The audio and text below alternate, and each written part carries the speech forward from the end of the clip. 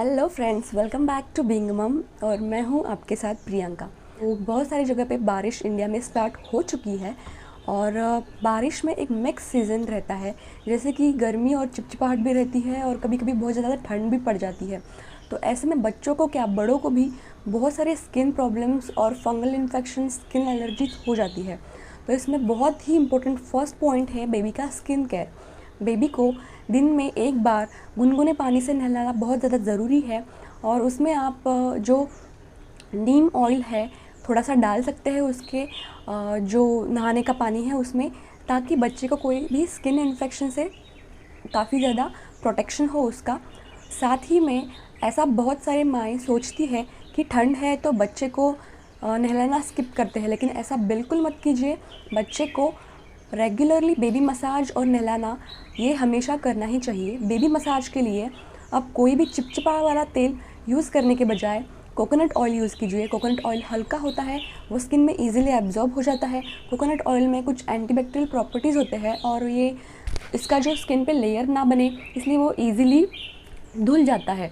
ये चीज़ का ध्यान रखना बहुत ही ज़रूरी है, क्योंकि अगर ऑयल का लेयर स्किन पे बच्चे के बना रहेगा तो बहुत ज़्यादा डर्ट अट्रैक्ट करेगा और उसके वजह से बच्चे के स्किन पे इन्फेक्शंस हो सकते हैं। रेनी सीज़न में, बारिश में जो हवा में ह्यूमिडिटी यानी नमीपन ज़्यादा होता है, जिसकी वजह से ये सारे स्किन इन्फेक्शन होने के चांसेस बहुत ज़्यादा रहते हैं। इसलिए बच्चे की जो स्किन है वो अच्छे से साफ़ रखना बहुत ज़्यादा ज़रूरी है। दूसरा जो अपना पॉइंट है वो है क्लोथिंग, मतलब बच्चे को कौन से प्रकार के कपड़े पहनाने चाहिए। तो बच्चे को हमेशा ही कॉटन के ढीले ढाले कपड़े पहनने चाहिए, कोई भी सीज़न हो, ताकि बच्चे को कम से कम पसीना आए, और अगर पसीना आता है तो वो हमेशा अच्छे से एब्जॉर्ब हो। तो दोनों टाइप के कपड़े आपको रखने हैं।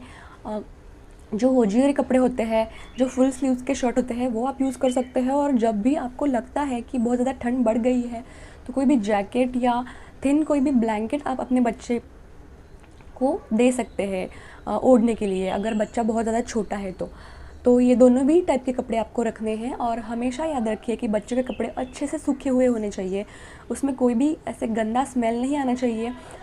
बारिश में बहुत बार कपड़े अच्छे से सुखाने में प्रॉब्लम हो जाती है, तो हमेशा वॉशिंग मशीन के ड्रायर में एक बार कपड़े घुमा के बाद में सुखाइए।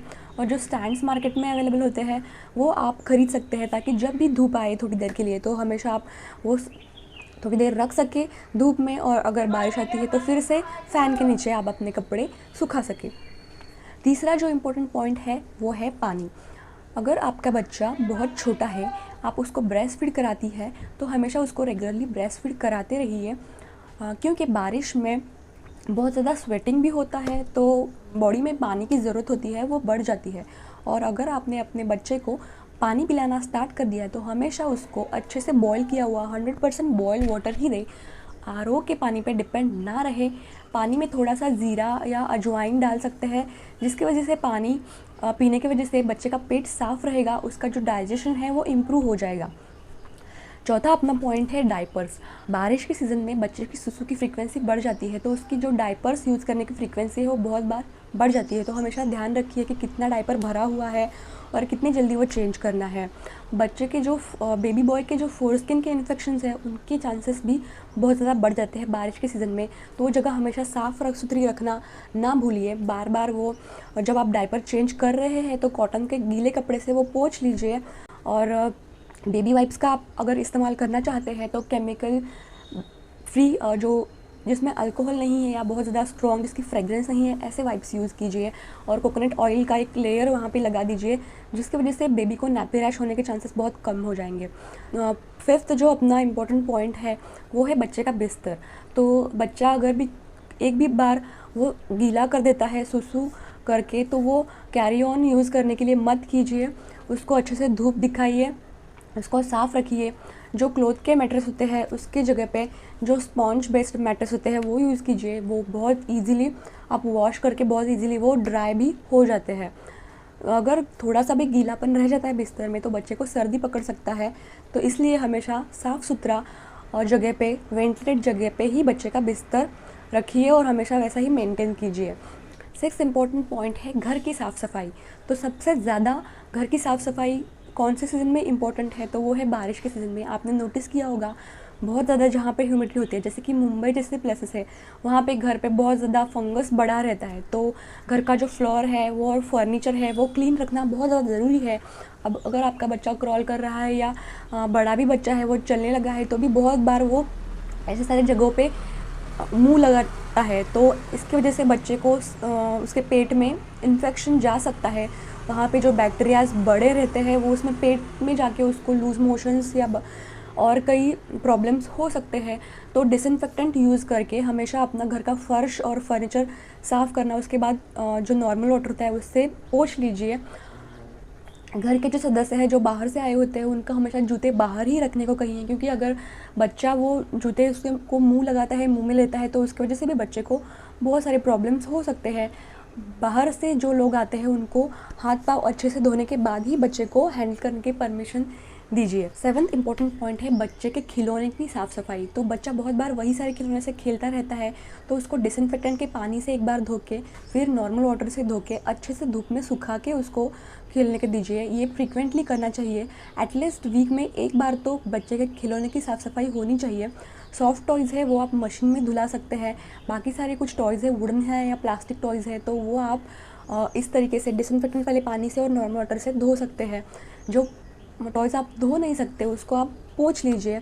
बच्चे का जो टीथर होता है जो हमेशा वो मुंह में बार बार लेता है, तो उसकी भी साफ़ सफाई बहुत ज़्यादा इंपॉर्टेंट है। अगर सिलिकॉन बेस्ट है और पानी में बॉईल करके आप उसको साफ़ कर सकते हैं उसके डायरेक्शंस देख के, तो उस प्रकार आप उसको साफ़ कर सकते हैं। बच्चे का जो फीडिंग बॉटल है उसकी साफ़ सफाई भी बहुत ज़्यादा इंपॉर्टेंट है, पर्टिकुलरली बारिश के सीज़न में जहाँ पे उस पे बैक्टीरियाज़ की परत बनने के बहुत ज़्यादा चांसेस है। तो उसको भी स्टरलाइज़र आपके पास है तो वो यूज़ करके या फिर पानी में उसको बॉईल करके उसको हमेशा साफ़ रखिए।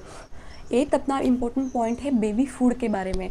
तो अगर आप अपने बच्चे को ब्रेस्ट फीड कराती है तो कोई प्रॉब्लम नहीं है, लेकिन अगर आपने अपने बच्चे को बाहर का खाना, ऊपरी खाना स्टार्ट कर दिया है, ठोस आहार देना स्टार्ट कर दिया है, तो कभी भी बचा हुआ 1 घंटे या 2 घंटे के बाद उसको कभी भी मत देना।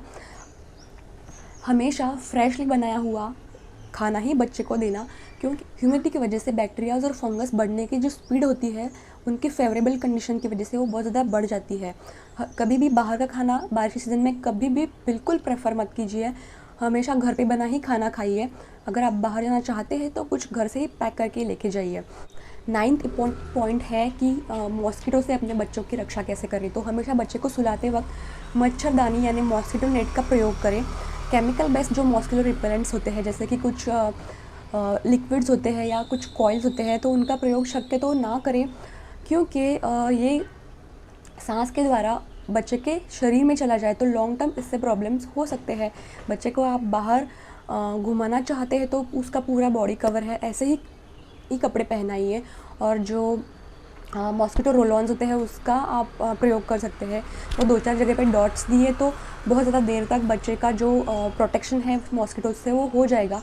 बच्चे को जो कपड़े के शूज़ होते हैं वो ऐसे मत यूज़ कीजिए, क्योंकि बहुत देर तक अगर उसका पैर गीला रह जाता है तो उसको सर्दी पकड़ सकता है। जो लेदर के शूज़ होते हैं वही ही यूज़ कीजिए।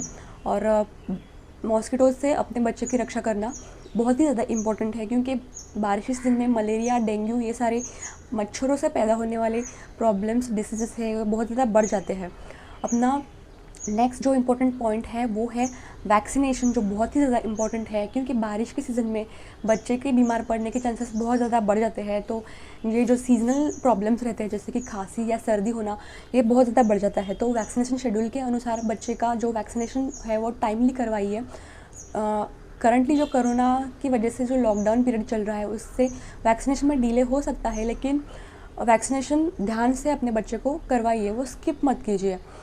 तो होपफुली मैंने ये जो पॉइंट्स कंबाइन किए हैं उसका आप ध्यान रखेंगे तो आपका बच्चा बारिश के सीज़न में बीमार पड़ने के चांसेस बहुत ही कम है, उसका बहुत ही एंजॉय करेगा वो बारिश का सीज़न।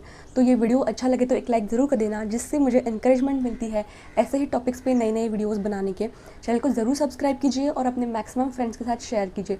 तो मिलेंगे नए टॉपिक के साथ नेक्स्ट व्लॉग में, तब तक के लिए टेक केयर, बाय बाय।